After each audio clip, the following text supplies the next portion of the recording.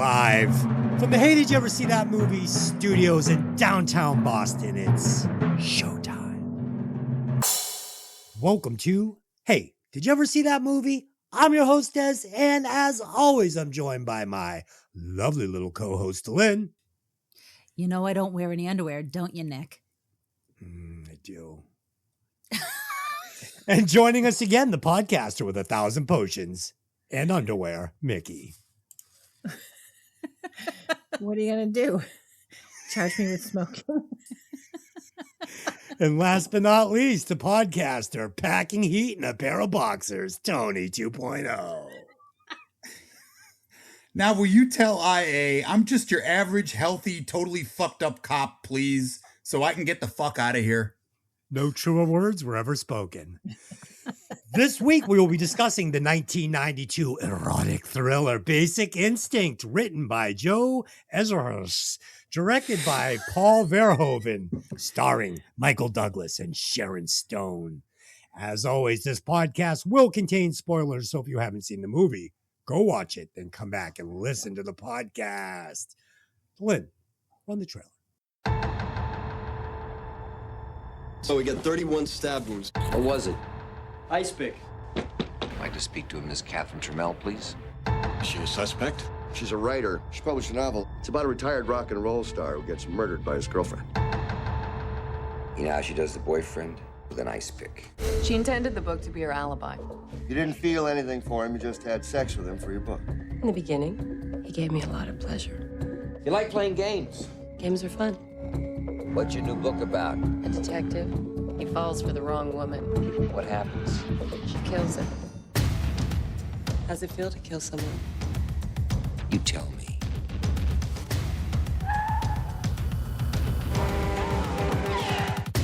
You're in over your head. She seduces people. She manipulates people. She's evil!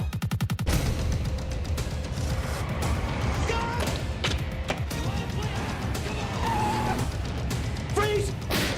I have nothing to hide. You playing a game here? Games are over.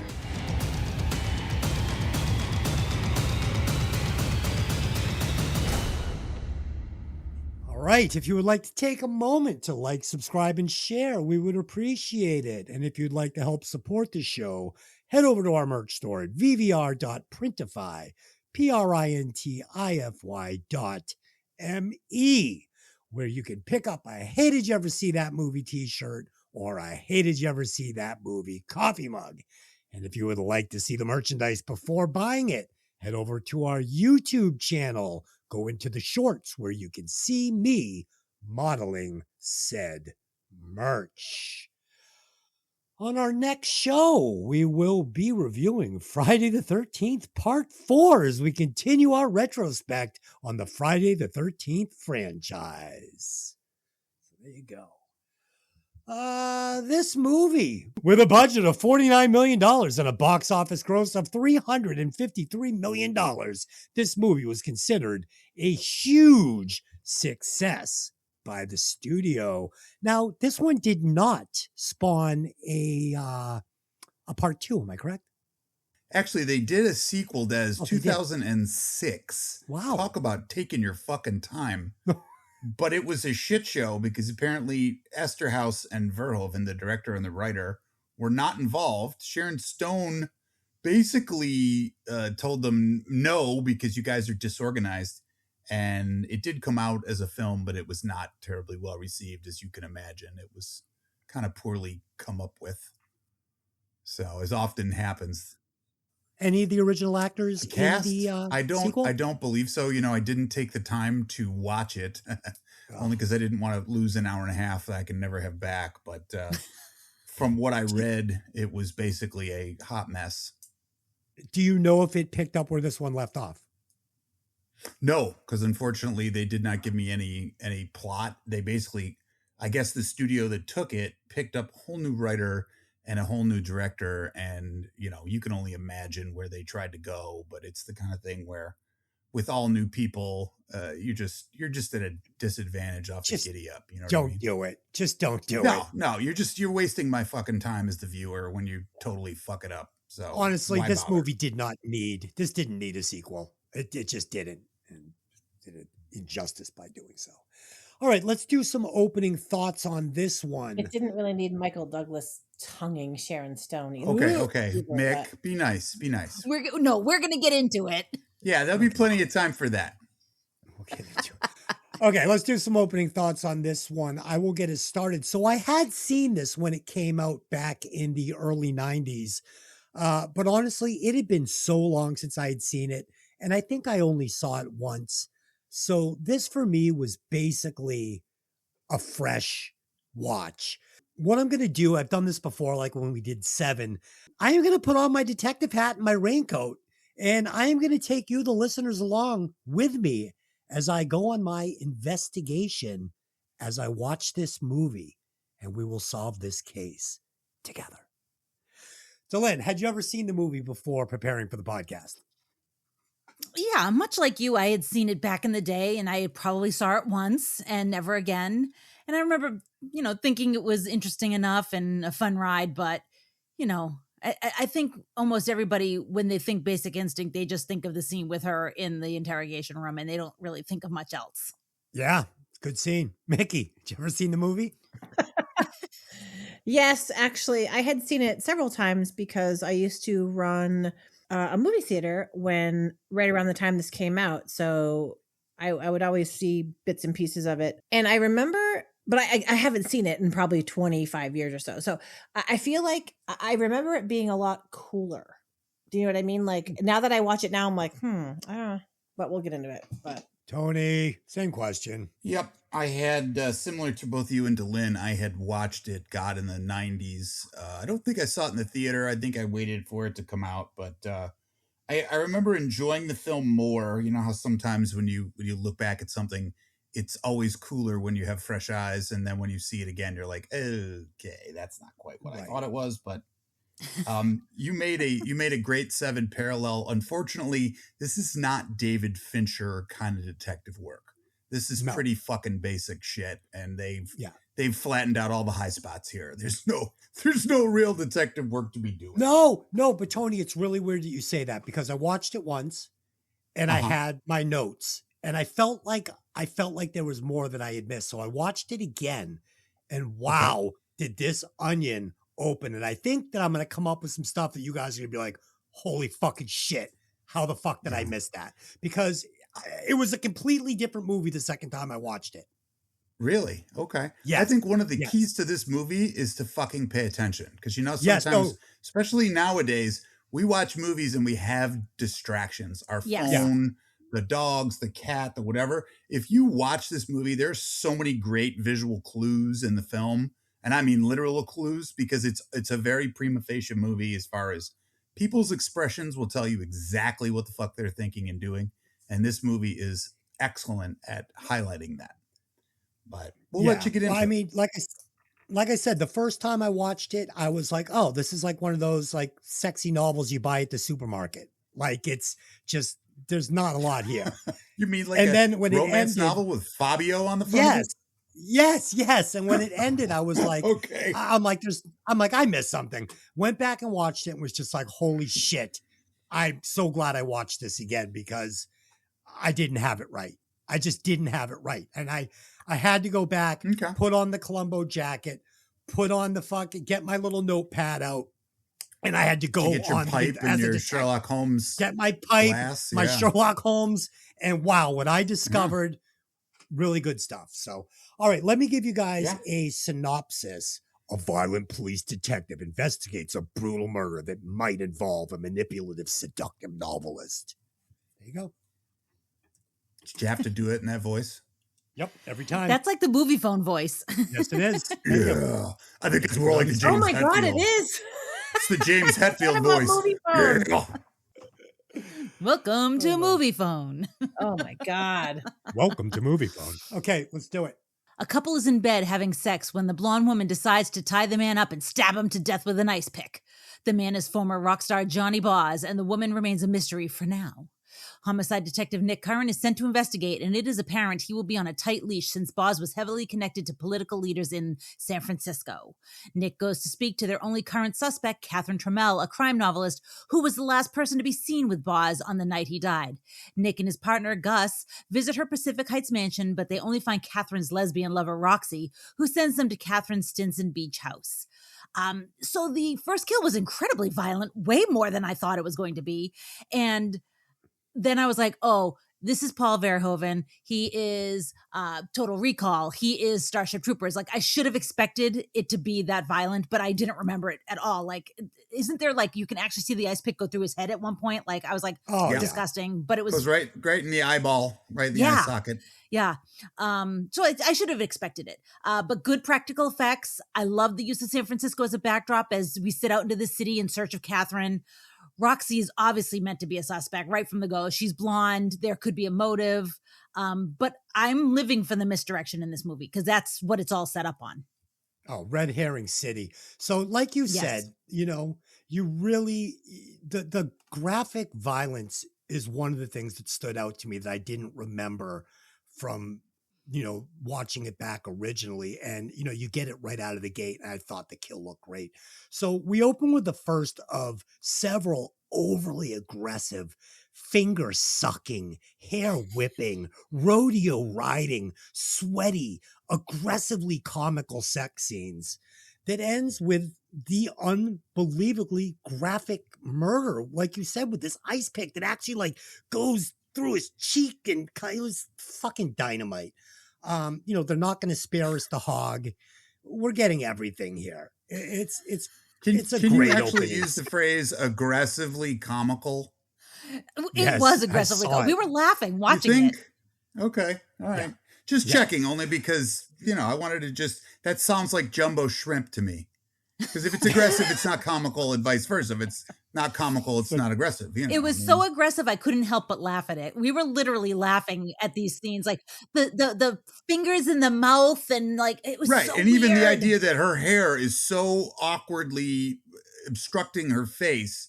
If you're bucking back and forth, we're going to see your face. There's no way for you to do that other than to put the reverse ponytail on or something crazy. Yeah, I mean, they put it on backwards. Second thought was it's a wig and it's meant to look like that. But I mean, you know, it has to do that for the plot. But I understand we can't know it's Sharon Stone right out of the gate, even though her nipples gave it away.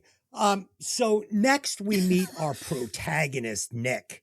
And unlike in Seven, this detective is not being presented as a virtuoso detective like in Seven, where, you know, we've met this character for 5 minutes and he's basically like Monk. He's picking up on things that are letting you know, this guy is the best of the best. This isn't Nick. In fact, he's quite the opposite. He doesn't add anything to this investigation in the first scene when he comes in. He's not picking up on any small nuances, and he's like fumbling around with the radio, and it's really setting him up as like Joe Normal, like middle of the road cop, basically.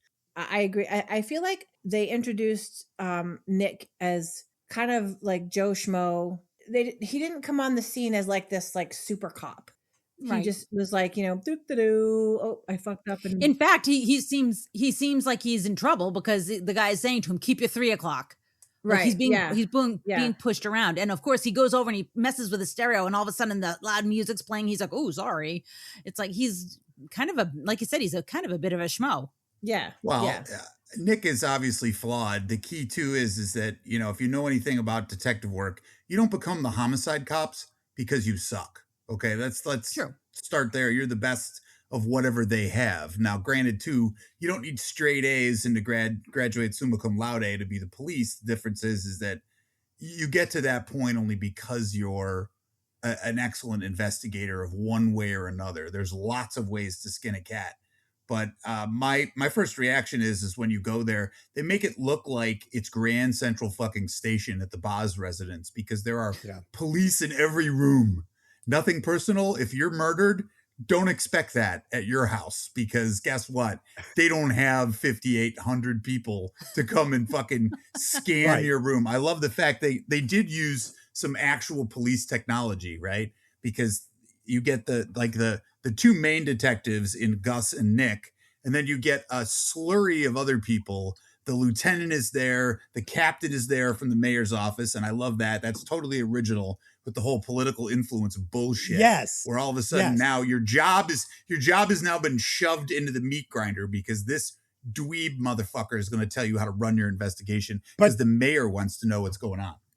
But Tony, that's why there were so many cops and detectives on this, was because he was a major donor. Well, I think that was part of it. Right. I think that's part of it. And that's why they sent this guy there to, as he so eloquently puts it, observe. Observe means second guess every fucking thing you've ever going to do on this investigation.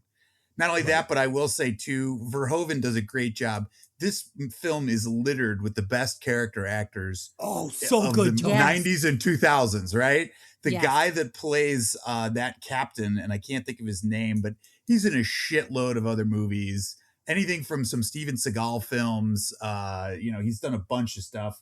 The psychiatrists that they bring in was from The Game. Remember, we did that. Yeah. Oh, yeah, yeah. Well, and he's the headmaster in Scent of a Woman. Yep. And Pacino just fucking disassembles that guy. He was in Meet the Parents. I was going to say, and Mitch Pileggi shows up from the X-Files at one point. And then the guy that's the state's attorney is Newman from Seinfeld. Yes. Hello, Newman. Hello, Jerry. And I love him because he actually gets to play a serious role. And he does a pretty good job, but yeah. And the district attorney is fucking George Costanza's boss in Seinfeld. It's what the fuck is his name? Nielsen or whatever it is. No, that's, he's the internal investigator. Yes. Yeah. He's played every shithead character in the world. Right. He's Yeah, always George's the bad boss. guy. He's George's boss. I think he actually was in Starship Troopers as well. So possibly. Verhoeven obviously likes these characters and keeps recasting them in everything he does. But was this pre or post Total Recall? I think it was post, because I think the reason they wound up at Sharon Stone was because Verhoeven looked at a bunch of other people. I mean, I can read you the list of other female actresses that turned this role down. Because you have to remember, in 92, this was very controversial. Oh, yeah. You didn't put this shit on the screen. I mean, Kim Basinger, Julia Roberts, Greta Sachi, Meg Ryan, Deb Winger, Michelle Pfeiffer, Gina Davis, Kathleen Turner, Kelly Lynch, Ellen Barkin, and Mariel Hemingway. All said no. All turned this part down. Not only that, but apparently Esterhaus and Verhoeven, the writer and the director, were in a shouting match after every cut because they did not get along. And the production company had spent $3 million on Esterhaus's script. And the only reason he gave it to them was he said, I have to have creative ability to get in this movie and stay with it the whole way or you'll ruin it. Yeah. So, Starship Troopers came out 5 years after this. Not Starship, is Total Recall, because Sharon Stone was in Total Recall. So I was trying to figure out how did he use her because of this or because of that, vice versa, you know? Yeah, I think he used her in that first because if you remember, as Arnold's wife, I can't remember her name, she was great at being, oh, honey, I love you. And then she's going to kill him. You know what I mean? Yeah. She goes from great to evil in like 1 millisecond. Yes. Which is exactly what she does in this film. So she's the perfect cast member here. I saw a little of that character in this character. And yeah, Total Recall came out in 1990. So it was 2 years before this. And she was she was borrowing from that character. And like I said, finally, we're going to meet Roxy. And this is going to be the first of several suspects in this movie. And Dylan, like you said, we're going to get these beautiful sweeping shots of San Francisco. And this really reminded me of Dirty Harry. Remember the beginning of that? Very similar. And I thought these opening sequences were really, really good. It hooked me right from the beginning.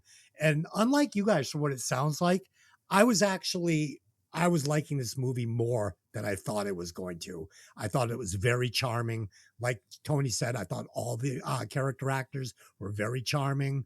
I thought Sharon Stone was amazing. I mean, I was blown away by a lot of this. So I was expecting something a lot cheaper. Yeah, I saw the homage to Bullet, which is another cop movie from the 60s. Yes. Even to the point where Nick's clothing kind of replicates what Steve McQueen wore, because I think that Verhoeven tries so hard to make you like Nick, even though he's got all these fucking problems, right? He wants you to like him. So he wears like earth tones and he looks good. Even if he's been out all night, he's not disheveled. He's pretty well put together. You know, he drives a Mustang. Now, granted, it's a new one versus an old one, but it's almost line from line. It's Bullet. It's a rogue cop. He does his own thing. He wants to run the investigation, even though he's told not to, and blah, blah, blah, blah, blah. So Tony, we made that same comparison when we did Dirty Harry. Same thing. Yeah. We made the comparison to Bullets. I mean, these are all just cop movies that take place in San Francisco. It's hard not to draw the comparison. Yeah. I think the only difference is that in Dirty Harry, there's no room for anyone except Clint because he's so screen predominant. Whereas in this movie, you actually get to enjoy some of the bit players. You know what I mean? Because Michael Douglas is not all that. Well, it's amazing too, Tony, that you say that, because it's amazing how big of a role so many actors play in this. Like, if you think about it, like, there's not many movies where you get like almost what feels like 5 main characters, 6 main characters, you know, that all really contribute to the storyline. So I thought that was also very cool. Nick and Gus travel to Catherine's beach house and ask her about Boz. She is blunt, unemotional, and refuses to answer questions that are not on her terms. Gus and Nick return to the precinct with little information, and Nick attends his counseling session with his therapist and former girlfriend, Beth. In a meeting, Nick and Gus discover that Catherine has written a novel about a former rock star who was killed in the same way as Boz. She's brought in for questioning, and she engages in provocative behavior, refusing to extinguish her cigarette and recrossing her legs with her short skirt revealing that she is not wearing underwear. She passes a lie detector test, and on the way home, she implies that Nick also fooled the test that they gave him after he shot 2 people. So this scene with her flashing her puss is so iconic. It's been spoofed, redone, referenced hundreds of times. It's the scene everyone thinks of right away when somebody says Basic Instinct. Catherine has this entire room of men in her hand. Every single one of them is sweating. She's playing all of them from the minute she walks in to the minute she leaves. Right. And unfortunately, it's all suspension of belief because the whole setup is wrong. I mean, it's beautifully shot. There are, you know, vertical stripes of light in throughout the interrogation room. The room is backlit around the trim. It looks more like a club in fucking Hollywood than it does a police interrogation room. Not only that, but you set up an interrogation room to get maximum effort out of the suspect or the subject you're interviewing. Here, they're all like walled off behind tables, and she has this throne she's sitting on, basically, so she can preside over the events. Yeah, she's on stage. These guys she's performing, and they're just lapping it up because they're fucking all, you know, busy drooling over themselves. And it's like, what kind of fucking police interview is this? Plus, it's, you know, that you brought in the state's attorney. Why? She's not even meeting with a lawyer. What's, you know, so it's all Hollywoodisms and, you know, horse shit. But it's the kind of thing, too, where, you know, you bring her in and you threaten her with arrest, even though she knows full well you can't arrest her. What are you going to charge her with? You know what I mean? You're wasting your breath. But I also love that they do mention suspension of disbelief in the actual movie. When they're talking in the car, she says, when you write a book, you have to use suspension of disbelief. Right. And it's literally, they're telling you, use that to enjoy this movie. Yeah. And it's even to the idea that they switch back and forth between suspension of belief and suspension of disbelief. Yeah. Because in that scene, it's the cops that are shocked by the way she conducts herself. Usually it's the other way around. It's the subject being shocked by the way the cops are conducting themselves. So you see that she is obviously, you know, versed, in control. She's driving the truck. You know what I mean? These other poor bastards, they're just hanging out for the ride. So, but that's the charm of this movie, Tony, is that, you know, she's even going to reference this once in the movie where she says, you know, this book is just writing itself. So we're being treated almost to what this would look like if we were reading the book in our mind, you know, like she's brought into the interrogation room. It's dark. It's smoky. She spreads her legs. The guy's got to look at her vagina. I mean, this is what we're getting here. We don't want to see her drinking coffee from a little paper cup that came out of a machine in the lobby outside the interrogation room. Like that's not going to play. This is stylistic. Like you said, this almost looks like they could have a rave in this room. Like you throw a DJ in there and some lights, and it's a fucking party. So this whole section starts off with some really nice sweeping shots of the coastline of San Francisco, as Nick and Gus are going to question Catherine for the first time. It looks great, but it also serves a purpose because this movie is taking place between the city and between Catherine's beach house. So when we see Nick going down this road again in the movie, which happens a bunch of times, or where there's car chases, we know that they're either going towards the beach house or they're going back to the city. So it really makes it easy to understand where we are in this story, this novel, if you want to call it that.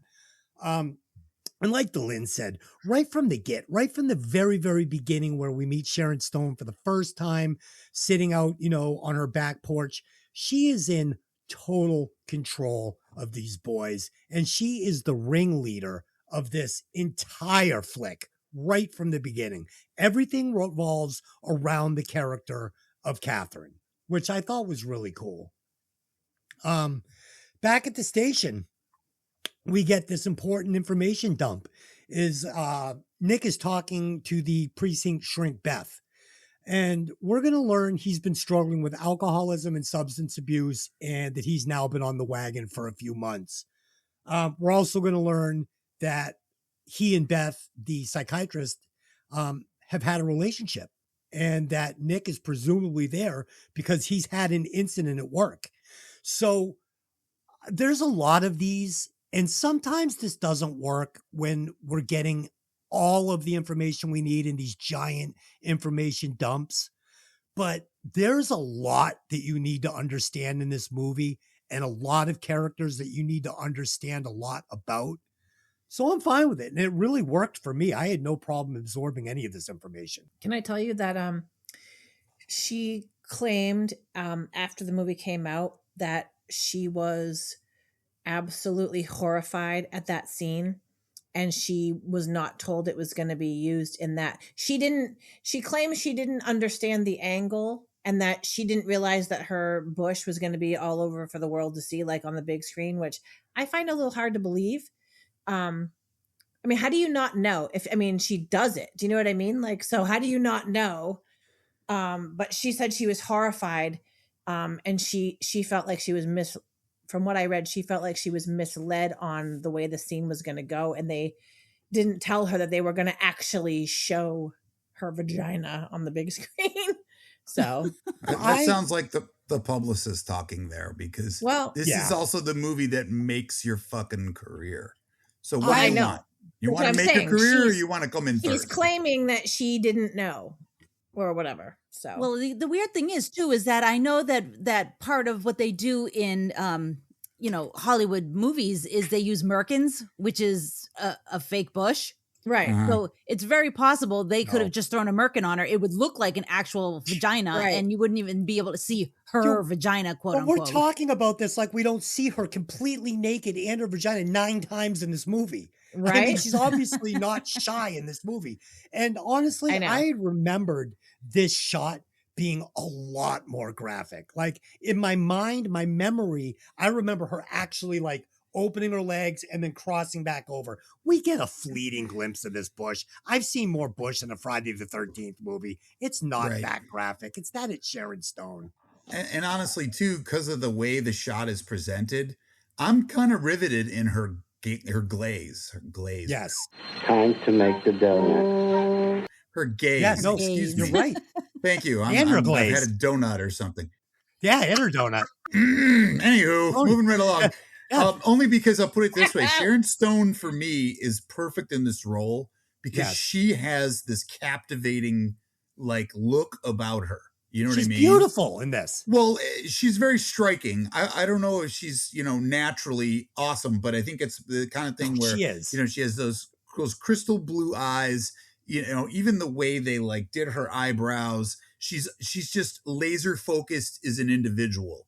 You know what I mean? And you can see that the clockwork inside her head is always going 180 beats per minute. Whereas these other people are maybe at 50 or 60. She's 3 fucking moves ahead of these cats the entire show.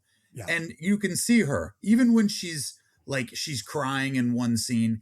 It's all frontage. It's all horseshit. She's selling you an emotion to get you to drop your guard, right? And you can see her. She's a fucking player and she's got you and she's manipulating you. And, you know, even to the point where when they finally do, we meet Beth. Who the fuck ever taught you in school that you're supposed to shag the fucking clients? You're in a relationship that is protected by law and you're not supposed to sleep with the clientele, you idiot. You can lose your license for that. But apparently in this film, fuck it, it all goes, right? And If everybody Nick knows really- about it too. It's not like it's a secret. Yeah, it's Right, no big right. deal, right? I mean, well, and granted, that's the partner relationship, right? Gus and Nick have a great cop partner relationship because they are A, friends, and they are B, there are no secrets in their relationship. If it's coming to their mind, it comes out their mouth because that's what your brother does for you. He watches your back. He makes, you know, helps you make good decisions, even though Nick keeps making the wrong ones. Gus is always there to tell him, hey man, don't do that, right? What the fuck you doing? You're supposed to know better. You're a bright boy. Use your head. But Nick does what he wants because he's But a I rogue. feel like everybody in that bar later, that scene where they meet, like he gets into the argument with Nilsson and all that stuff at the bar. Yeah. Everyone knows he's leaving with the doctor. So it's Right. everybody that's there drinking. To go back to the, you know, Nick and Beth having this relationship and it being okay, I again have to go back to this movie being presented to us like a Catherine novel where she has to be fucking Nick because that's sexy. That's how these books would be written, you know, like Detective Nick was having sex with his therapist on the side. Like this is what housewives want to read when they're home alone. And that's what we're being presented. And that for me was the charm of this movie. That's why I liked it so much. And Tony, you're so right. This dynamic between fucking, you know, Nick and his partner, Hoss, you know, hey Hoss, you know, you're getting away from yourself. I really, really liked it.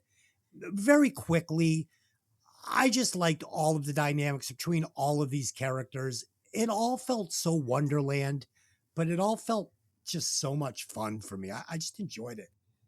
I want to know why everybody was so obsessed with Nick. Well, dear, they're trying to paint him as this, you know, this protagonist guy who's the cool dude. You know, he's this and that. I don't know. You know, they worked really hard to get Michael Douglas to take this project. I don't know if he's the man for the job per se. He's not. But He's not. right. He wasn't. Well, yeah, but I'm not the guy I would have picked. But it's the idea that we've Like, got. I'm at the point now where, like, I don't know who's worse, him or John Travolta. Like, He works. He works. Could here be in this worse, dear. role. It could be Frank Stallone. You better watch it. No, Don't talk about Frankie. don't talk about Frank Stallone like that, first of all. That's Okay. right. Second of all, Douglas does work in this role. He's just a very old 47. He's 47 years old in this, and he looks 57. And Sharon Stone looks literally 25. So, I mean, I get it. He's the detective. She's not really in it for love. She's in it because she sees something that she can use as a Right. you know, writing She's board. looking for the prototype on her Yeah. next book. Right. So to her, he is a toy to be played with and then left Yes. on the side of the road when Yes. she's ready. Grizzled detective, perfect. But I have a recast at the end that's really gonna play. And I was saying to Delin, you know, I think Madonna could have pulled this role off that Sharon Stone had very easily. I think No. I think been, she has the right look. I'm not sure if she had the chops. Yeah, maybe not. She might have been a little too New York. Right. And you've got to give me the idea that this woman doesn't walk through a room, she glides. You know what I mean? She has like that way of carrying like herself. me. Yes, dear, because you are known for your ability to glide, much less your ability to fall and hurt yourself. But my wife's nickname was Grace until she was about 24 because she kept falling and injuring herself. But you know what I mean? Even to the point where she's like, let me change and put something on. She wears this outfit that, you know, I don't know. I'm not a woman's clothes guy, but, you know, whatever, Gloria von Furstenberg or whoever, you know what I mean? She looks like $1 million in every scene. You know, she carries herself, you know, perfectly. She's upright. Even when she's not put together, she's put together. Exactly. She never looks like she's having a bad hair day. I will never. If you will. And, you No. know. Yeah, I was going to just say that Tony mentioned it just a couple minutes ago. Eyebrows. I notice, being an esthetician, I notice eyebrows a lot on everybody. And this is the 90s. So I was expecting the thin, 90s eyebrows that we all had, all the women had. And this is so early in the 90s that it hadn't happened yet. There was still like kind of the bushy 80 eyebrow. And her face with these perfect brows, she just looked stunning. But her, Jean Triplehorn, and the girl that played Roxy all had those bushy 80s eyebrows, and I loved it. Yeah. And I think that's why they Agreed. searched the world for a girl like Roxy, who actually physically looks like Sharon Stone, because of the fact that it's almost like a body double, right? Yes. You fall in love with yourself. It's weird. It's like an ego thing, but it's the kind of thing where, obviously Roxy is not her companion per se or colleague. She's just another toy who at this time is important in the story. But right. That's what this girl does. She collects these things. She makes a perfect red herring because she looks enough like Catherine to where, we could slot her into any one of these murders. So it's why they chose someone that, resembled Sharon Stone, obviously. So we're going to get a second information dump where we learn from the captain that Catherine has a super shady past and a degree in psychology and wrote a book describing this murder to a T, right? Yeah, I mean, I don't know. We went so far down the road of eyebrows, and I've kind of lost where we are in the story. We talked about the bar with the DA, and we've talked about the end of the movie and the middle of the movie, and I don't even know where I am anymore. Unfortunately, the tough part of this film is because it's you get it contiguously because it's not flashing back and forth, but it's the idea that a lot of things are occurring in the same kind of time zone, right? Like you're learning things with Beth and Nick, yet other people are doing an investigation about, her time at Berkeley or who knew who or who didn't tell who what, because there are some twists and turns in the plot. But it's the idea, too, that you then find out it's not one book on a murder. It's 2 books on a murder. And once Nick gets his claws into her and says, wait a minute, this bitch is lying. Now he's questioning, how did her parents die? Oh, it was a boating accident. Her second book is about a fucking group of people who are killed in an accident, right? So, gee, that's a coinky dink. Would you like to give your score now? Stop. You're the one that lost where you were in the fucking script. I had my notes in fucking chronological order. We're fucking talking about fucking shit that happened 3 sections down the road. He got wild after the eyebrows and lost his train of thought. All I can hear is Des freaks out, and all I can hear is Jackie. Jackie! No, you can't talk about part 4 and part 2. Okay, Frank Stallone, we're going to move into 3. Just regroup. No, okay? What are you talking about? I haven't even fucking given my notes yet. I haven't even given any of my notes yet. Okay, then back up and give your fucking notes. You ask us to be conversational. We're conversational, and you have a fucking meltdown. I said maybe we could piggyback on the section we're talking about. You guys are talking about the end of the fucking movie for the last 25 minutes. Please leave all this in. We haven't talked about fucking. All right, I'm gonna get us back on track on where we are in this movie. Now Gus and head back. All right, now Gus and Nick head back to the beach house to bring Catherine in for questioning. That's how fucking far back we are. I haven't even discussed this yet. So Gus and Nick head back to the beach house to bring Catherine in for questioning. And this was great because we see Catherine sink her hooks into Nick. We learn she's targeting Nick as her next character / victim. And she begins to prey on his weaknesses and his sobriety. And you can see he's already rattled by her game. Right? Want to smoke? I don't smoke. Sure you don't want to smoke? I don't smoke. She lights a cigarette. I thought you didn't have any cigarettes, so I just found these. She is fucking in this guy's fucking head right from the top. And it's important. It's important because we're going to see Nick slowly unravel before our eyes. This is brutal. This isn't going to work. We've lost our way. We've lost our way. I don't think he slowly unravels. I think it's a pretty quick unraveling. Mickey, if you're going to do that, you have to mute your mic. No, Mickey's fine. Mickey's fine. I mean, now I've got to take us into the interrogation. I mean, this is important. But this is important. If you've got an issue, here's a tissue. So even though we've discussed the entire thing, this is where we get the iconic interrogation scene where, again, Catherine is in total control of this room. She flips the script immediately and has fun interrogating these detectives with cheeky questions and this beaver shot before passing a lie detector test. And finally, we get the scene where Nick is driving Catherine home, and we learn that Nick was forced to take a lie detector test, which he passed, but presumably cheated on. And that Catherine also would have had no problem beating this test, even if she was lying, quote unquote. So at this point, it feels like Verhoeven is hiding the killer in plain sight, with Catherine basically confessing to Nick in this scene that she's the killer. So as the lead Hey Did You Ever See That Movie detective, Catherine's name is in my notepad now as a possible suspect, but I'm not sold on her as my prime suspect yet because it's never that easy.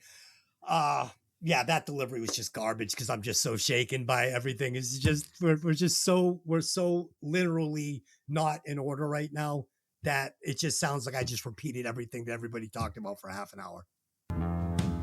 Don't cry out loud. So go ahead. Go to number 3. Don't worry about it. Go to 3. It's just a movie review. I know. You're Go to supposed 3. to be having fun, kid. Relax, would you? Well, I mean, Just we chill have out. a level of what I expect to deliver to our listeners, and when it just starts to fall apart, it's a problem. That's all. I didn't see anything falling apart. I saw us having a conversation, but Okay, all right, keep going. Yeah, you ate no food today and fucking took an edible. You're out What of are your you mind. talking Just so about? you know. No, I usually. Okay, kids, can we have the domestic after the show? Go ahead. Let's focus. Let's get through this. Going. Okay, It's gonna be just what it's relax. gonna Take be. a deep breath. Everything's fine. Okay. All right. Nick goes to a bar with his coworkers after the interrogation and is taunted by Lieutenant Marty Nielsen, an internal affairs investigator bent on making life difficult for Nick. Beth arrives and Nick leaves with her. They go to her apartment where aggressive foreplay escalates into a sexual assault. Nerd. Nick learns that Catherine has a troubled history. Her parents were killed in a boating accident when she was an adolescent, leaving her a fortune. One of her counselors, Noah Goldstein, was stabbed in his sleep with an ice pick when Catherine was attending UC Berkeley, and her former fiancé, boxer Manny Vasquez, was killed in a ring during a prize fight in Atlantic City. He also discovers that Catherine makes a habit of befriending murderers, including Hazel Dobkins, a woman who stabbed her husband and children for no apparent reason. During a visit to her house, Catherine taunts Nick with information that should be confidential. Beth is the only person who had access to that information, so Nick confronts her, and she admits that she handed his file to Nielsen, who threatened to discharge Nick if he could not evaluate him directly. An enraged Nick storms into Nielsen's office, assaults him, and accuses him of having sold Nick's file to Catherine. Nielsen then suspends Nick, who goes home and spends the evening drinking. Beth visits him, but he throws her out after a heated argument. Nielsen is found dead later in his car, and Nick is a prime suspect and is put on indeterminate leave. So backing up a bit, the following of Catherine, Nick is told to follow Catherine, keep an eye on her. It's the most ridiculous following suspect I've ever seen. It's clear she knows Nick is following her.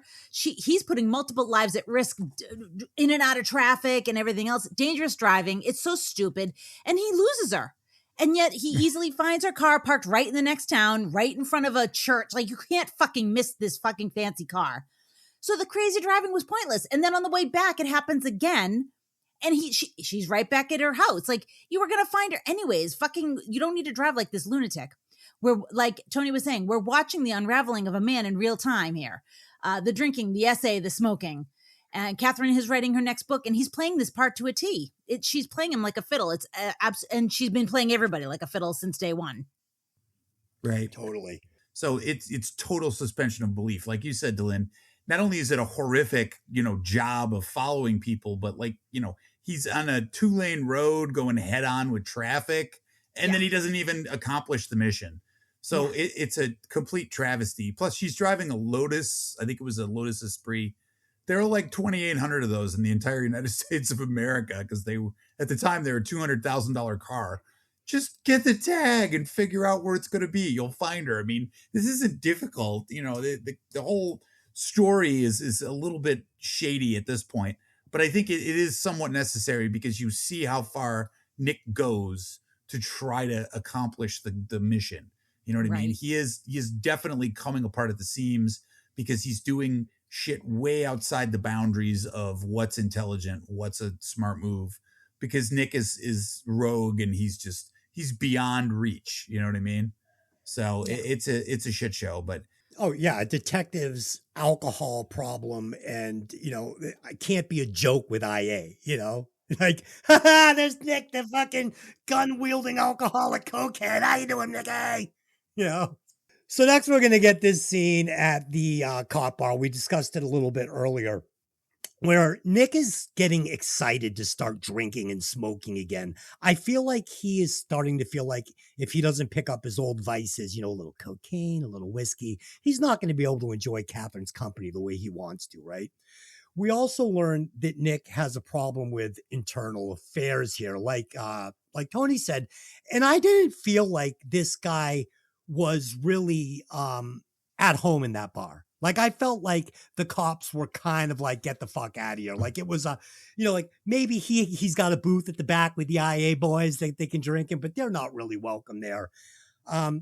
But kind of odd, you get the psychiatrist there too. It was a little police incestuous in that bar in that moment. Everyone's there.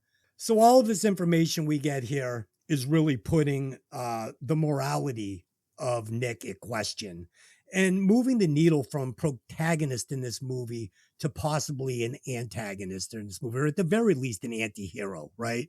He doesn't feel like the good guy anymore to me.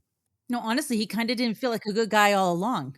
He within like 20 minutes of the movie, his character was in question to me. Yeah, but the character is getting darker and darker by the moment. I mean, we're starting to learn why they're calling him Shooter. I mean, things are going to be revealed about this guy that gets as dark as anybody in this movie, or darker. Right. Next at Beth's apartment, we get another overly aggressive, super bizarro, finger licking, tit stretching, body slamming sex scene. I mean, Delin is like, she's dragging him around by her boobs. Like, he's literally dragging her across the room by her tits. It's like he grabbed Jean Triplehorn by a boob and pulled her. And I was like, what the hell is that? Like, that's a move I find weirdly aggressive. That's assault, brother. Oh, yeah. And at the end of this strange scene, we're going to learn that Beth went to school with Catherine. And just like that, she's a person of interest now. She's not a suspect yet, but she is a person of interest now. I mean, it's not a coincidence. It's great. Back at the station, we learned that a college counselor was stabbed to death with an ice pick. And this was done at the same time that Catherine and Beth went to school there. And for me, knowing I'm watching a whodunit, this definitely keeps Beth in the serious person of interest category. I mean, were you guys all starting to suspect that Beth was a little bit more than just the police psychiatrist? Oh, yeah. Yes. Yeah, I think Beth has proven to us that she has absolutely zero morality and ethics. Yeah, and she has a little bit of like a psycho, like stalker vibe, right? Sure, just a little one, but yeah, you don't.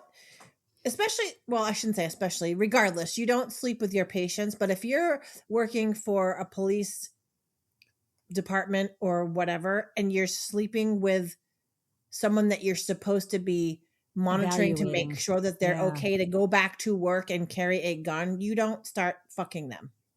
Yeah. Yeah. No. Or if you do, you quit the other part of the job and you keep the relationship, but you don't become the evaluator of whether their competency is right. Yeah. And Tony, like you said, the head of IA presumably knows all of this is going on, and he's not going to put her in charge of fucking giving right. therapy. And he's not even really in charge. The point is that you broke every rule that you've ever been given, because not only are you sleeping with your patient, you're also giving his file to people, and that's a legal ramification, because there is a doctor-patient confidentiality you've now violated. And she claimed, I did it because he wanted to fire you. It's not his call. he can only make recommendations. He's not running the show. And she plays dumb, but she's not a dumb person, obviously. In fairness to the movie, she does say he was going to recommend your release from the force. But again, I have to just keep going back to this. You can't watch this movie and think you're watching real life. You have to think this is like a fairy tale, and we're seeing it through the pen of Catherine. Like, we're reading the novel as anybody else would. And sure, some of the names are the same, but she's added all of these wild fantasies to each character to make this whole thing so sexy and palatable. Actually, now that you've said that, I almost wish that they had named the movie Shooter, because that's the name of the book. Oh, that would have been cool. That's a missed opportunity, if you ask me, because now the point is you're watching the movie based on the book. Like, oh, and then at the end, a woman could have put the book down, and that's the final scene, as if we were watching it through this woman reading this book. That would have been like cool. Anything, just it like you said, this whole thing is about Catherine writing this new book. The whole point of this movie is Catherine getting fodder for this new book. Oh, that's my alternate ending. Even though we're going to cut it out this week, that's the alternate ending. A woman puts down a book, and we've been just basically witnessing the reading of a book. You just pirated DeLynne's good idea and now made it your ending? Come on, man. Yes. You can do better than that. Tony, thank you for noticing. No problem. What I'm here for. There's not a lot of this movie that I would cut out, but we're going to get a scene where Nick tracks Catherine to a woman's house who did time for killing her family. Like Delynn said, these car chases are really awkward because there's really no urgency that would force a car chase like this where people's lives would be put in danger. It just doesn't warrant such a chase. There is one car chase in this movie that does warrant such a chase, but this is not it. And basically this woman is just someone who Catherine's picking her brain for content about, someone who's actually committed a murder. But the character doesn't really go anywhere, and it doesn't really do anything for the movie. So for me, this was a non-factor. It's a scene that could have been cut. I thought that the car chase, like Delynn said, was very out of place, and it didn't lead to anywhere. So I kind of wish this whole character and whole section had just been cut out of the movie. Back at Catherine's house, Nick sees that he's now being researched by Catherine for her book. And we get another huge information dump here between the two characters. And this one is important. We learn that Nick has shot 5 people. He shot 5 people and had a cocaine problem and was shooting people while high on cocaine and was a borderline dirty cop. This is a lot. This is why they're calling him Shooter. I mean, this character is now completely different than the character up until this very moment. He is now officially an antagonist. He is no longer a protagonist. He's not even an anti-hero at this point. He's a fucking bad guy. We also learned that his wife knew what he was doing and committed suicide because of this. She knew what he was doing. She knew that he shot people while high on cocaine and hid the facts. She knew that he lied on a fucking lie detector test and got away with it. So this has to raise the question, did Nick kill his wife to cover up his crimes? I mean, you absolutely have to fucking question that.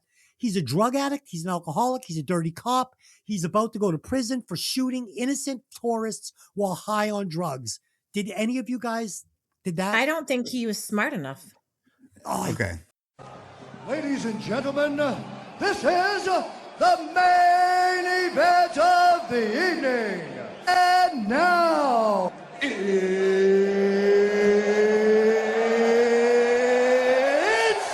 time! Yeah, I'm going to pick that whole argument apart and say, you've just created a parallel universe that Nick Curran is in. He's never brought up on charges.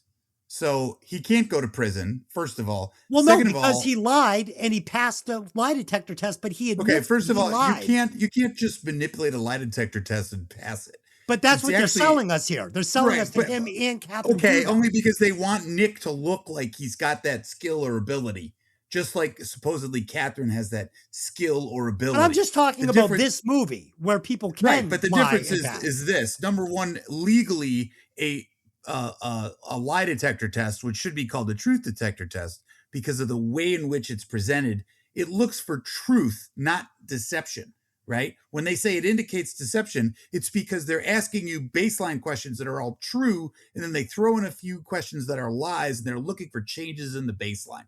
The other thing is that it's not a legal standard. In other words, if you fail or pass it, that can't be used against you in a court because a court doesn't recognize the test. It is not foolproof by any stretch of the imagination. We think it's some kind of mythical fucking magic wand. It's a dog shit test. That's not what Jack Burns said. Jack Burns told us that it can tell quite easily if somebody is lying. Okay, well, Jack Burns could tell you the moon's made of fucking green cheese, but that don't make it so. All right, my point is, it just measures your autonomic nervous system. It measures your blood pressure, your breathing rate, your galvanic skin response. It's a little voodoo, to be honest. I didn't ask you the science of a lie detector. Well, I want you to know only because you make it sound like Jack or Nick Curran's got some fucking magic skill where all of a sudden he can manipulate facts and truth and confuse people. Nick Curran doesn't have that ability. He's just a fucking detective in San Francisco. You're giving him superpowers. He's a detective that was brought up on charges for shooting. No, he was never brought up on charges. You've implanted that in your own mind. Okay, he was brought up in an investigation internally to make sure that the shoot was good. Yes, and it was. But he admits that he was high and drunk on coke when he shot those tourists, and that he lied and passed the detector test, lying about it. So he is telling us the difference is this: he was never charged criminally because he passed the test. I can't see nothing. Gotta open my eye. Come here, man. I don't want to do it. Come here. Okay, that has no bearing in whether you're charged criminally or not. It does, because if they knew he was high on coke and drunk, doesn't have any bearing. It's not a legal standard test. It would have been that test means nothing. Anybody that puts their faith and credit in that test is a fool because it's not a legal standard. You want answers? I think I'm entitled. You want answers? I want the truth. You can't handle the truth. But if it had been found out that he was drunk and high on coke when he shot those tourists, then they should have pulled the blood test and checked his blood for fucking alcohol and cocaine. It's not a legal test. They didn't. In this movie, they didn't. Don't get confused with that. That's subterfuge in the plot. Well, my question is it possible that he killed his wife because she knew the truth? Why would he kill his wife? Was she going to dime him out? Maybe. But we've never even met this woman. This is a concoction you have created. Oh my God. I think it's more the idea that we're looking to get sympathy for Nick because his wife decided to end her life and he's somewhat broken up about that. I don't think that Nick ever had any ill will against this person. What? So this guy who we don't know what his life is or his contract, this guy is now facing 5 murder charges for killing people. He's not facing any murder charges. That's the whole point. Only because they don't know he was doing coke and drinking. If they knew, he would be. How could they not know? He's under an IA investigation. They know. They don't know. Okay, they don't know. Why do you think that lieutenant looks at him in the bar and says, "Oh, you're drinking again"? They know. They know. They don't know. They know. Dylan, did they know that he was high on coke and fucking booze when he shot the innocent fucking tourists? I don't know. I don't know. All right, fine. So we're saying he didn't. We're saying there's no chance that he fucking offed his wife to keep his crimes a secret. I think you created that in your own mind, Des. I think unfortunately that's a subplot you've concocted. I don't know. He fought for it really hard though. I think in a movie where people are knocking people off to fucking hide truths left and right. Wait a minute. Who's knocking anybody off to hide truths? This woman is telling you what she's doing. You're just not picking up what she's putting down because she does it in a kind of consecutive way. She writes the book and then the book comes true. It's the whole idea that she's either responsible for the murders or that's her alibi. That's the point of the film. And every book she writes, those things come true, right? So, I love it. It is what it is, but I don't think that Nick has anything to do with anything that happened to his ex-wife or his deceased wife, pardon me. Not so sure. Okay. Okay. Pretty soon you're going to tell me who shot JFK, but we're good. Do you want to know who shot JR? And finally, we get JR. Yeah, that's good too. I like it. I know. Poor shot Larry JR. Hagman. Nick shot JR because JR knew the truth about his drugs and alcohol. Well, yeah, if Nick was a cop in Texas, he definitely would have shot him. Okay, finally we get the big setup to Nielsen's murder that leaves Nick as the main suspect. Can we agree that Nick is the main suspect in this murder? So for me, the charm here is in the characters. We get a bunch of great actors, like Tony said earlier, great character actors, a million twists, a million turns that are fairly easy to follow. I don't know, man. Maybe I was writing up stuff in my head. Maybe I was looking too deeply into these characters. Honestly, that whole fucking theory, it made perfect sense to me when I wrote it out. It still does, but maybe I'm alone on an island there. I have no doubt that makes sense to you. It's okay. And this movie feels like I've said a million times, more like I'm reading Shooter, the book. That's just what it feels like to me. So whatever. And listeners, write in. What do you think? What do you think of my theory? Keep going. Nick meets Catherine at a nightclub where the game continues. A torrid affair between Nick and Catherine begins with the air of cat and mouse. They have really grossly exaggerated sex where Catherine playfully ties up Nick in a mirror image of what happened with Johnny Boz, though she doesn't kill him. Later, a jealous Roxy tries to run Nick over with Catherine's car, but is killed in a crash during the chase. Her death reveals that she too had a murderous past. She killed her two brothers with a razor when she was a teenager. Catherine seems genuinely saddened by Roxy's death, and Nick begins to doubt her guilt.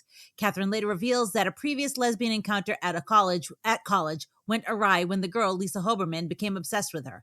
Nick identifies the girl as Beth Gardner, who acknowledges the encounter, but claims it was Catherine who became obsessed. It is also discovered that Beth's husband was killed in an unsolved drive-by shooting shot with a .38 caliber revolver. So we went from Roxy being a possible suspect to now Beth being a possible suspect. This is a seriously intricate web, and it can be difficult to follow if you're not paying attention. And if you've only watched it once, I think you kind of can lose some of these threads. I believe that Catherine's upset at Roxy's death, but it was because she hadn't orchestrated it herself. That, and it also made Nick take a step back on his assumption of guilt, of Catherine's guilt. Everything she does and says is calculated, but if she wanted to use Roxy for some reason and get her killed, she wouldn't have cried about it, if you ask me. No. Yeah, no, I agree with that. Yeah, Roxy's a fall girl. Sure. Yeah. So next we're going to get Nick's interrogation. And it's obviously a cheeky play on Catherine's interrogation. It's almost the same thing, right down to him saying, what are you going to arrest me for smoking? I was just waiting for him to spread his legs and show us a nut.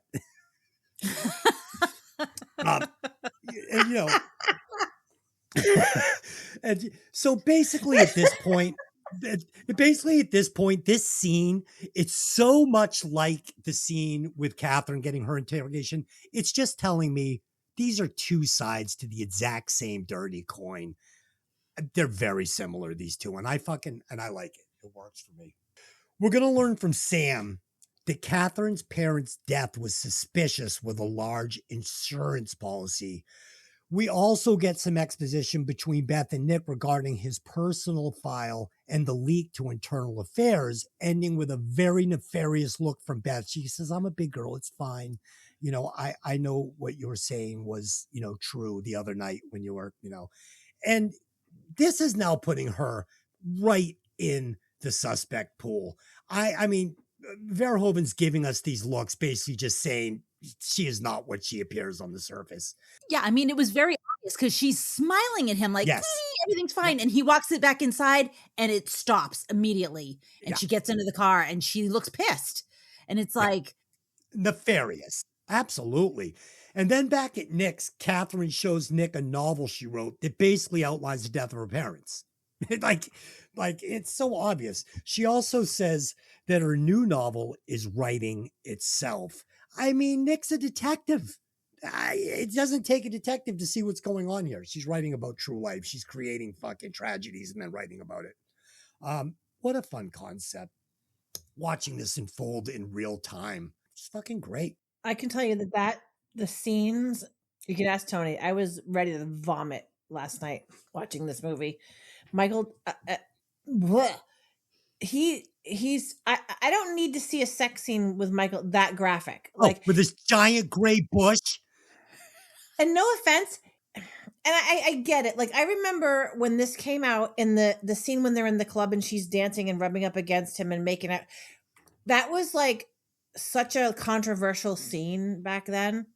And then the sex scenes were like, now they're nothing, but they were so graphic back then. And they were so overly, and I get why they were doing it.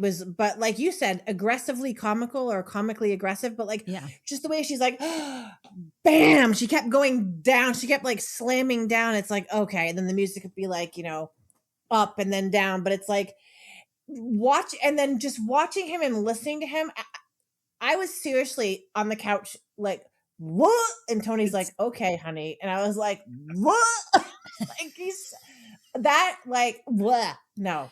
It was weird. No. It was too much. It was grinding faces. Like, your teeth must hurt. This is weird. Like, yeah, like, I don't want to watch you lick up and down her body and shove he shoved his like whole fist in her mouth.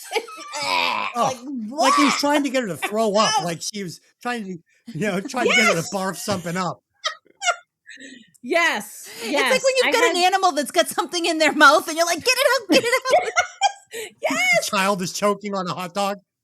Honestly, it's so stupid. Out of all the gnarly shit that happened in that movie, that was the thing that grossed me out the most. Me too. It's all fingers in San Francisco, I guess. Even in the first scene, they're fingering each other's fucking mouths. It's so bizarre. There's a lot of places we can take that line, but we're going to leave it right where it sits. My notes literally say, watching Michael Douglas in a sex scene, ew, gives me the ick. I'm going to tell you why it gives you the ick right now. So after the rave, we get another aggressive finger licking, convulsing, eye banging. It's like they're always deep in each other's eyes at all moments. And Michael Douglas has this gigantic bush. Like, it's gigantic. We get this side shot of Douglas, and it's like this mound of gray bush. It's disgusting. He has weird. I missed that, but thank you for the visual. You didn't miss anything. It's huge. He has weird old guy feet. He has like a wrinkly sunken ass. I found him to be nauseatingly ugly compared to Sharon Stone's perfect, beautiful body. It was revolting. He had old man body. I feel like, was this around the time that he also did Disclosure with Demi Moore and he had a sex scene with her? And it's just like, he is so revolting. Like, why are they giving Michael Douglas all these hot women to have sex scenes with? Like, he must have greased some palms in Hollywood or something, because like, that's gross. By the way, just to show you how cruel Hollywood is, Michael Douglas made $14 million for this movie and Sharon Stone made $500,000. No, are you serious? He made how much? He made $14 million for this film. I thought it was only 5. 14 million. And Sharon Stone made $500,000. So wow. You tell me who earned their money and who didn't. He should have had to show a nut. He should have had to show a nut. I didn't want to see it. For that kind of money, you should have had to do full frontal. What are you kidding? I literally would have thrown up in my mouth if I saw that. I think maybe if this had been Gordon Gekko era, 1987, maybe. But he just aged. He didn't. This is like putting Martin Sheen in this part. It's like, no, don't do it. Don't do it. Yeah, unfortunately, how do we say it? Gordon Gekko, you loved him because you hated him, right? Because Greed is not good, but you know what I mean? He had an appeal in that role that he just does not have here. No, right? No. The charm isn't there. Obviously the guy is flawed, but you don't sympathize with him because of his flaws. Because as Gus says, you're doing it to yourself. You're a fucking dummy. Cut it the fuck out, basically. I mean, he doesn't say it verbatim, but that's what his point is. I think that's exactly what he says, actually, Tony. Exactly when he's drunk in the the little cafe there, he's pretty much saying it straight up. There's no filter on that shit. No, I love Gus. He's a good character. I thought Gus was a great character. He was great. Yeah, he was probably my favorite character.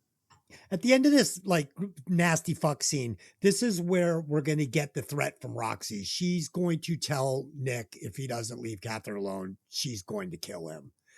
And this is brilliant because for the next few scenes, it sets her up now as the prime suspect. Like, we're like, oh, it was Roxy. It was Roxy the whole time. She was jealous of the first guy that owned the club, the ex-rocker, so she killed him. You know, she's now trying to set up Nick to get him out of the picture. She'll do whatever she has to get him out of the picture. And, you know, and now that's it. She's the prime suspect. Again, in a movie that I feel is leading me down the primrose path, I'm still not buying anybody as our main suspect, but I do like that they're serving her up as the possible suspect. So this leads us to a conversation in a diner, like Tony was just alluding to, where Gus lets us know that Nilsson had a $50,000 safety deposit box, leading us to believe that he did, in fact, sell Nick's file, right? And that's the assumption. Like, where else would that money come from? Yeah. The question is, who sold Nilsson the file, right? I mean, that's very important. Who did he sell it to? Right. Yeah. Well, or where did that $50,000 come from? Who gave him that money? Exactly. So that is two questions. One, you know, where did the $50,000 come from originally? So it's going to really set up who's the bad guy in this movie, right? And now we've got all these different players. Is it Beth? Is it Catherine? You know, like, what's going on? It's perfect. Okay, hang on though. You know it's Catherine, right? You know it's Catherine. He accuses her of having the file earlier because her parlance is right out of the file itself. And the other difference is who's got the means, right? Who's got 50K? Catherine, right? Beth had the file. She doesn't need it, right? She wrote it. So we know it's Catherine. Catherine's always driving the car in this film. There's no two ways about it. Everybody's getting played. The only difference is that Beth likes to turn the event, right? We'll talk about her later. I won't interrupt you again, but you know, it's not my fault. It's his fault, right? Because Beth keeps breaking rules, but she keeps blaming other people for all the shit she did wrong. She's kind of like Nick because he likes to do the same shit. He breaks rules and then blames other people. Like it's somehow not my fault. It's their fault. But right. Yeah, she's the problem. That's the observation. That's great because, like you said, they're two sides of the same dirty coin. They're very similar characters in the movie. But yeah, no, you're right. I mean, at this point in the movie, though, it's funny. I think thinking back to this moment, I didn't think it was Catherine. At this point, I was starting to lean Roxy, maybe Beth. I was saying, you know, it's too obvious that it's Catherine and I just don't believe it's going to be her. And they kept the number 50 grand where it was like, yeah, sure, it's a shitload of money. But I mean, you know, she's a psychiatrist, Beth, and there's people that could come up with that money. But I think you're right. It's obvious that it's Catherine. It should be obvious, especially if I'm wearing my Columbo hat.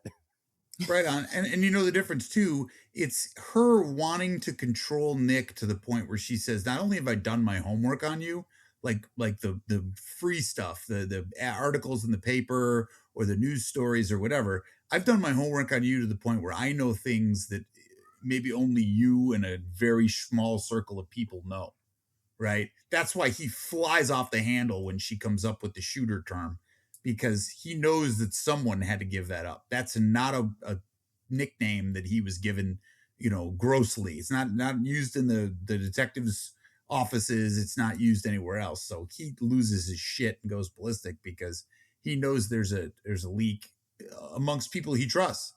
And it's almost to the point too where it puts him on, and you know, she wants him off balance because then he can't think logically. If he's you know, acting on emotion and anger and, you know, whatever, disgust, he's definitely not using his brain properly. And that's how she controls him a little bit because he's constantly off balance. Yeah, it looks like that's how she controls a lot of people. She's doing that nonstop. Sure. Same difference with Roxy. She likes to control Roxy because of the idea that if she's off balance, she won't think clearly and she knows she can be manipulated. Yep.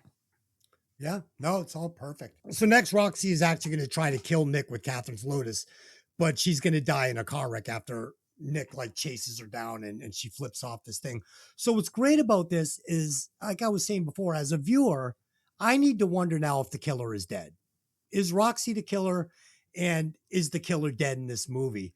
She had the motive in all the murders, specifically setting up Nick as the killer. I'd seen this before, but I didn't know who the killer was here. So I thought Verhoeven was doing a good job of kind of misleading me and letting lots of different people be the possible suspect. I mean, were you guys feeling that, or were you all sold on Catherine at this point? No, I lived for the misdirection in this movie because that's what makes it fun. Agreed. So I was following and I was along for the ride, because if I'm going to get into the movie, I'm going to take the ride with you and see all these things. Like, could it be this one? Could it be Beth? Could it be Roxy? Could it be, who could it be?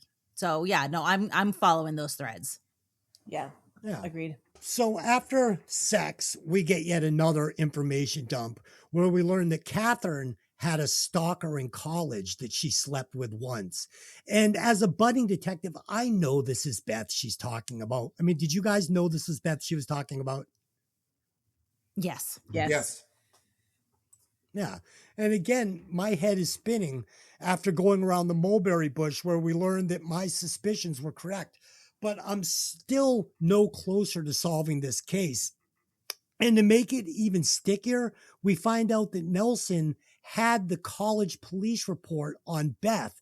So now we need to wonder if Beth gave Nelson the $50K to keep quiet, making her the prime suspect. Now, Tony, I said, no, you thought it was definitely Catherine. But I mean, doesn't that make sense after Nick goes and talks to the guy at the college? No? I think it's a possibility. I think my difference is that, how do we say this correctly? I think that Nielsen's goal was to put Nick away. It was not so much to start blackmailing other members of the agency, but is it a possibility? I guess. I think it's more to the idea that Beth is always on the defensive in every scene where you have Catherine, who is always on the attack. You know, Beth makes the point of saying, did she say it to you in confidence while you were alone together? And then she goes, were you in bed? Almost like she knows what happened. But it's the idea that she's just cut from the same piece of cloth that Catherine is, because A, they both went to Berkeley, and B, they're both graduates of the psych program. So they're kind of like, you know, two competitive, I don't know, lionesses trying to hunt for the same meal on the African jungle. You know what I mean? It's almost to the point where they're super similar in personality, but one's playing from the other side of the fence than the first. My aspirations for Beth were that she was a good character, but the more you learn about Beth, the more you realize that she has no grounding whatsoever. She'll do and say anything that she feels is appropriate. I have more respect in this film for Catherine, because Catherine's not a bullshitter. A lot of the things Catherine says come true, whereas I think in Beth's world, everything is the variable. Everything is flexible. Well, I had to do it because of blah. It's like, yeah, but you just broke all the fucking rules. But we keep circling back to the $50,000 of where it came from, and that's important because it's gonna be motives, right? And this is where we learn that Beth's husband was killed in an unsolved drive-by shooting from a local sheriff down by the college and the hospital where she worked before she moved to Frisco. That reveals that Beth had a girlfriend, and Nielsen was there investigating it. So Nick goes, he talks to this little local sheriff, and he's going to learn that fucking Beth's husband died. It was unsolved. Beth had a girlfriend, and that was in the investigation. And that Nielsen from IA came down from Frisco to actually investigate this. So it's really starting to smell like Nielsen was on to Beth, and Beth was trying to shut him up. I was just going to say, maybe he wasn't so horrible. Yeah, and so no, I think he's pretty horrible, but there's a lot of horrible people in this movie. Let's be real. Well, you know what I mean. Like maybe, yeah, he was fair in terms of he wasn't just investigating Nick because he didn't like Nick. He was also investigating. Yeah, I gotcha. Right, he was also investigating what's her name, even though they seemed to have a good relationship. Yeah, right. Yeah, so I mean, it definitely starts putting a lot of motive on Beth to want to kill Nielsen, and for Beth to want to fucking set up Catherine. So it's really giving you another prime suspect. And I thought it was brilliant. I thought that was really fun. I didn't see it coming. And I was saying at this point, even if Catherine does turn out to be the killer, Beth Beth is so fucking sketchy on her own. This could be a whole nother movie about this chick that fucking is in love with a girl from college and starts impersonating her and fucking murders her husband. It's the whole nother thing. And I thought it was good. And this brings up the scene where Nick tells Gus that Catherine couldn't have paid Nilsson the $50K for his personal file because she didn't meet him yet, right?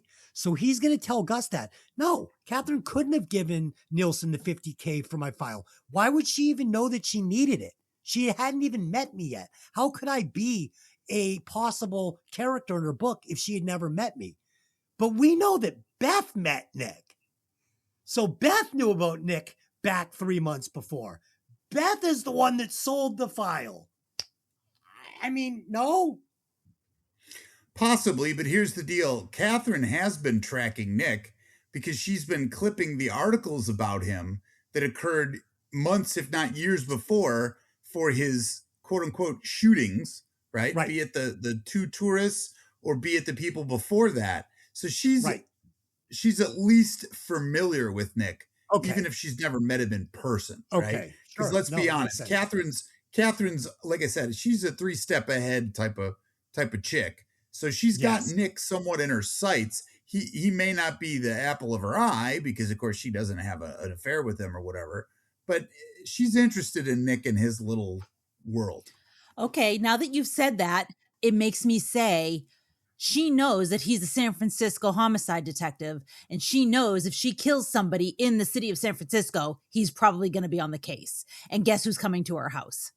Right. So it was like even though it was the culmination of that book, it was the end of that book that she had just written, closing that chapter with Boz. Mm-hmm. And it also dangles the hook in the water to get her new character to come right to her doorstep.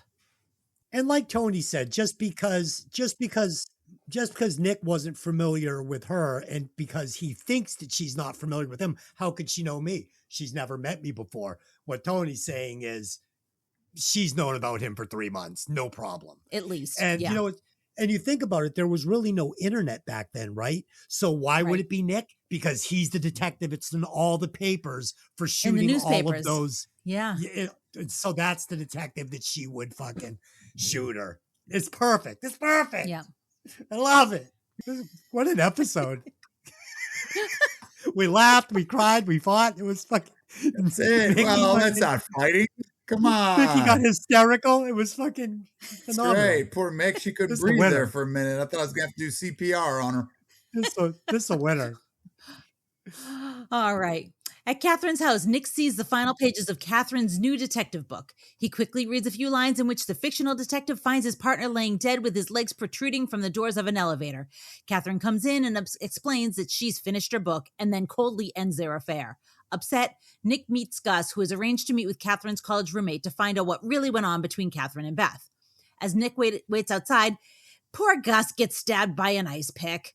Nick gets a bad feeling and chases Gus inside, only to find him laying dead with his legs protruding from the doors of the elevator. Hearing a noise, Nick grabs Gus's gun and turns to find Beth standing in the hallway, explaining she received a message to meet Gus there. Nick suspects that she murdered Gus and shoots her. Beth tells Nick with her final breath that she loved him. The police arrive and in a staircase discover a blonde wig, an SFPD raincoat, and an ice pick, the weapon used to murder Gus, concluding that Beth ditched the items when she heard Nick coming. A search of her apartment turns up the evidence needed to brand her as the killer of Boz, Gus, Nielsen, and presumably her own husband, including Catherine's novels and photos. At police headquarters, all the other detectives quickly piece together the story and conclude that Beth was the killer. Nick sits on the desk, confused and dejected, knowing based on Catherine's foreknowledge of the manner of Gus's death, that she must actually be the killer and that she has set up Beth. Nick returns to his apartment where he is met by Catherine, knowing she's the killer. She explains her reluctance to commit to him, but then the two make love. Afterward, the conversation turns toward possible future as a couple. Nick looks wary of her. While talking, he turns his back on her. She slowly reaches for something underneath the bed, only to just throw her arms around him. The camera slowly pans down to the show that she was reaching for an ice pick under the bed. So the movie clearly paints Catherine as a killer, but not until the last possible minute. They leave you wondering. You know, Nick is thinking it. Are you thinking it? I'm not sure. There was a lot of doubts and possibilities up until that very last shot. I believe even if Roxy and or Lisa / Beth killed some of these people, Catherine is the ultimate puppet master. It's possible she had them kill other people for her, but she was doing this whole thing. This was all her. This is Charlie Manson. Manson. These are his children. So this is the final act, and I'm going to do what I always do. I'm just going to give you my rant, and this is my theory, okay? So this is what I think happened. We get the final act, and I submit that after reading Catherine's new manuscript that details Gus's death in the elevator, that Nick knows that Catherine is the killer now. He goes into her house. He reads it.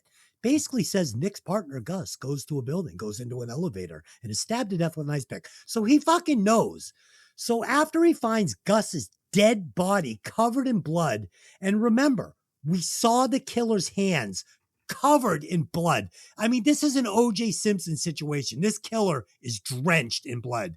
We have to assume that he knows Beth is not the killer when she appears in the hall just seconds later with no blood on her at all, looking fresh as a daisy. I submit that he kills Beth to cover up for Catherine and clear her as the killer because he is in love with her. I also submit that Catherine planted the evidence in Beth's apartment with the help of Nick to close the case permanently. Why would Beth, the psychologist, keep the gun in a plant in her apartment that killed Nielsen? Why would she keep the evidence in all the books, the novels in her kitchen drawer so easily to be found? She wouldn't. Nobody would. It's not believable. This is a plant. It's a fucking plant. And this final sex scene with the ice pick under the bed, it's fine. It's fine. It's just open-ended. I don't know what to think of it. I tried for an hour to figure out what it meant, and I couldn't. And I guess that's the sign of a good ending because I wanted to know why she didn't stab him. Who put it there? Did Nick put the ice pick there? Is he going to kill her? Did she put the ice pick there? Had the ice pick been there for weeks? Is she now in love with Nick and wants this to work? I don't know. Tony, my theory. What do you think? Was Nick and Catherine in cahoots at the end and setting up Beth as the fall guy? I like some of the theory, and I will refute some other parts of it. I think there are definite possibilities. I think the key would be this. Rather than Nick and Catherine working together to set up Beth, I think it's more Beth and Catherine working together to set up Nick with problems. That was also one of my theories. Okay. Here's the other thing, is that nothing personal, but Nick is doing cop shit, right? He goes to the building. Why does he run in the building? Well, he looks up and sees that this is not a residential building. It's a setup because it's an office building and no one fucking lives there. Why Gus couldn't put two and two together is a little beyond me, but it is what it is. I think he's wrapped up in the moment that he's going to solve the caper. So he runs forward blindly, kind of John Wayne in his way into the building. Go ahead. Tony, you're going to say something.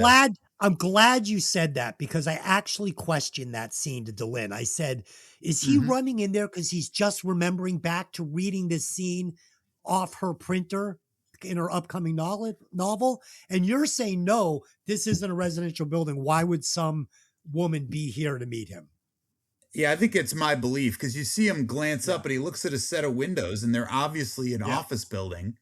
He's only going to the fourth floor, but it's the idea that if you notice too, that the elevator stops on each floor. So it's like they're building suspense to the idea of this attack.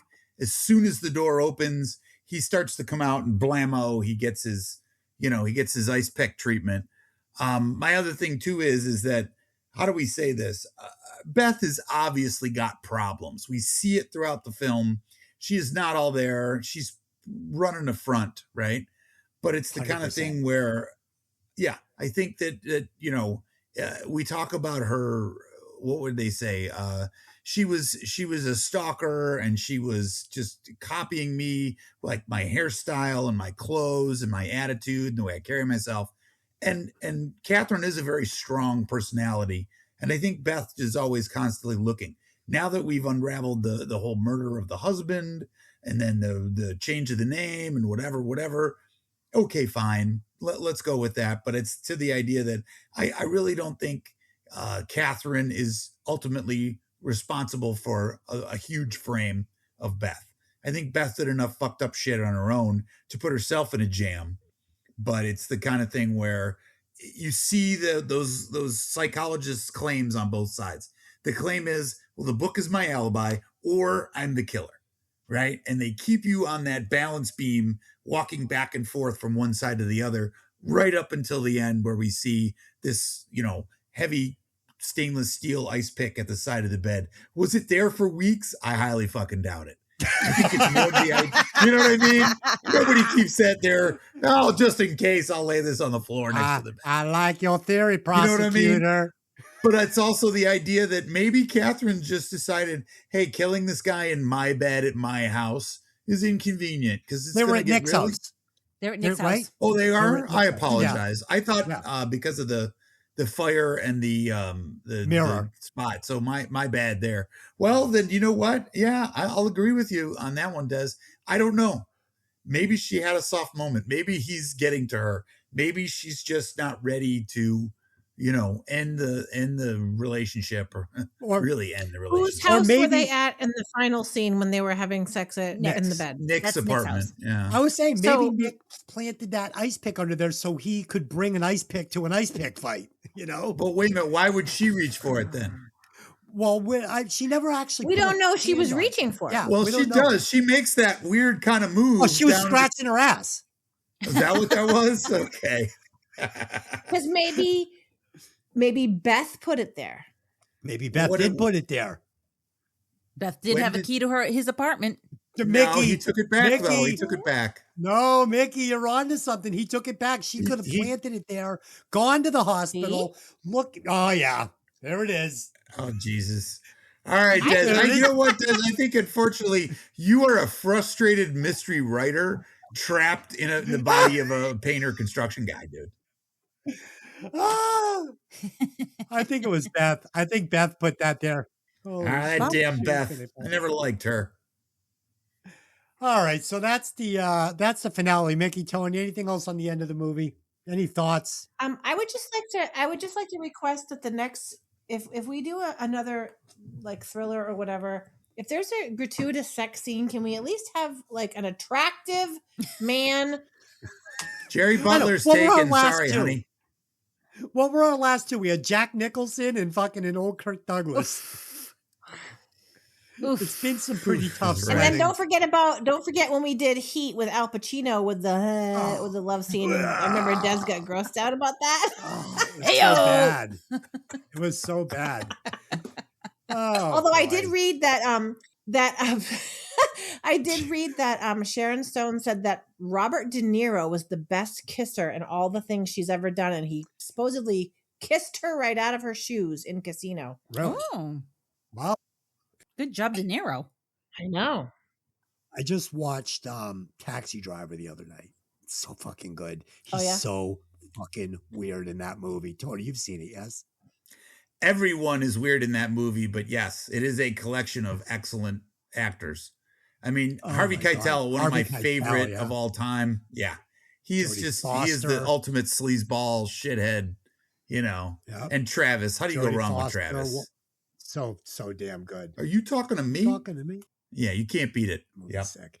Also watched a little of Cape Fear, just 2 De Niro movies I've watched recently, and that was great too. Prosecutor. Absolutely. You over there? I guess it don't matter. Oh, it's so good. He is like a little slice of evil in that film. There's no two ways about it, man. He had it. You know who was great in that was Juliette Lewis when that scene with her and him in the theater, that was one take. Wow. Excellent. Yeah. Well, there you go. That's one that could make the list for sure. Mickey, Casino, can't do it, man. So disturbing. I literally, when they throw Nicky in his in the shallow grave and bury him alive, I can't. That movie fucks me up, man. It's a 5 too. Perfect movie. There's your score. Everyone want to score it? It's a 5. Who, Casino? Yeah, perfect 5. Okay. I will give it. It is probably one of the best mob movies ever. It's up there with Godfather and Godfather 2, but yeah. Very disturbing, though. You made me pop your fucking eyeball out. About 55 to 60% real, people there, because those are guys are all actual folks. Well, a lot of them are gone now, but that was all based on reality. So that movie literally makes my stomach hurt. the violence and the inhumanity and just the horror of it. It's disturbing. It's a fucked up movie. That bad dreams just thinking about it. All right. Wow, man. We're all gonna need we're gonna need a grace period. Grace period. This I All like right. it. How about we do some recastings? Let's do it. Do we have to rate it or recast Recasting. first? Let's do some recasting. Recasting? I'm Okay, sorry. who's going to start? Okay. All right. I'll get Des, us why don't you started. start? I'm replacing Michael Douglas and his giant gray bush with a nice young Don Johnson. Oh, Okay. It can work. What? I'm also recasting Michael Douglas because he didn't work for me. And I'm going to recast him with Sean Penn. oh, there you go. Yeah. There it 90s is. Sean Penn. I When he knew was, Des would like when that. he was sexy. Come on, Sean Penn. Okay, so Mickey. I am recasting Sharon Stone Who? with Salma Hayek, Oh, okay. and I'm recasting, of course, Michael Douglas with Val Kilmer. I like it. Oh, yeah. Val works. He can do Val's a anything. Sexy Yeah, man. he in walks on 92. water. He's good. Yeah, I wanted to go a I little. think they would play well off each other. I think. I wanted to go a little I off the agree. board. I also did Michael Douglas, but I picked James McAvoy because some of his roles have been that hard, gritty. I love him. Yeah, I love him too. It's hard to get a Scottish actor to replace a San Francisco cop, but I think he could Is pull it he- off. I think so. Is he sexy without his shirt on? Oh yeah, James he's built McAvoy like a is. fucking twisted piece of steel cable. Yes, he is. Thank you very Twisted much. piece was- of steel. He was in that movie, the one that you watched where the people went on a trip and met the people, and then they went to visit them after Right. the fact. That's Right, James McAvoy. right. Okay, yeah. Good Oh, looking. the one where he, Good looking. That was he pretends creepy, to be a doctor. Wasn't it? Oh, it was so creepy. It was was- so Yeah, creepy. yeah, Yeah. I've seen the promo for it. Yeah, it was very good, but it was very creepy. There's an original too, so that came out a few years before. Yeah. That's what we were talking about with Tony on the last Yes. episode. I've never Yes. seen the original. Tony said it's better, but I thought the remake was excellent. All right, let's do some final thoughts and we'll score this. So I thought this movie was a ton of fun. It made me nostalgic for the late 80s, early 90s. It had great actors. It had great characters. It had me guessing right up to the final scene. I'm still not sure what happened. So for me, this one gets a rewatch score of 4.2. I thought it was very good. Lynn. So I scored it a little lower. The weird sex really kind of distracted me, and but I I thought Sharon Stone was awesome in it. I loved all of the supporting cast. So I didn't go super low, but I did a 3.15. There you go. It's above average. Mickey, how did you see this one? I remember liking it more years ago.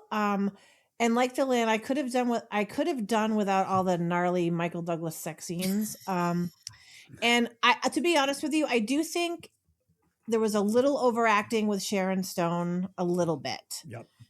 Especially towards the end when she was like, "I lose everyone I love." What But was that again? I thought it was good. Nice job. Wow, it was a pretty good impression. Thanks. You should see her when she So gets I'm gonna- really going. Watch out. I'm gonna score it. Sorry, I'm playing tug with my dog. I'm gonna score it 2.90. 2.90. And Tony, for you, was this a giant gray bush or a perfectly tan set of nipples? Well, I'm always kind of been a nipple guy, so I'm going with the nipples. I gave it a 3.25. The only reason I didn't do it any higher, one, there are some real just scenes where reality has no bearing on the film. And working in the field the film was kind of shot in, there are a couple of points where you're just screaming at the screen. Ask my wife, she'll vouch for me, where I'm like, that had never happened in the real world. And I don't like that. You know what I mean? Especially when you're not in a film. I mean, if it's, flights of fantasy, okay, I'll go with it. I'll give you that. But when you're basing things on reality and you're trying to do a psychological thriller, you need to stay in the here and now. Let's stay in reality. But 3.25. I think having a real ex-cop in Tony 2.0 here he was just like, no, No, this is not reality. This fucking shit had never washed in the real world. Come on. No. And then my theories is like, Daz, I'm not doing this today. I'm not fucking watching this bullshit movie with these bullshit fucking rules. And then you're going to come at me with this fucking dog shit fucking theory. You're not. I'm sorry, Des, you know what I just heard? I just heard Samuel L. Jackson going, get these motherfucking snakes off this motherfucking plane. I don't know. Thanks, man. That was good. Once I came up with the theory about he's like, that's it, man. I had enough. I had enough of all of this bullshit. Well, I love your Columbo segments, but you went left field with a hockey stick on me, man. I did.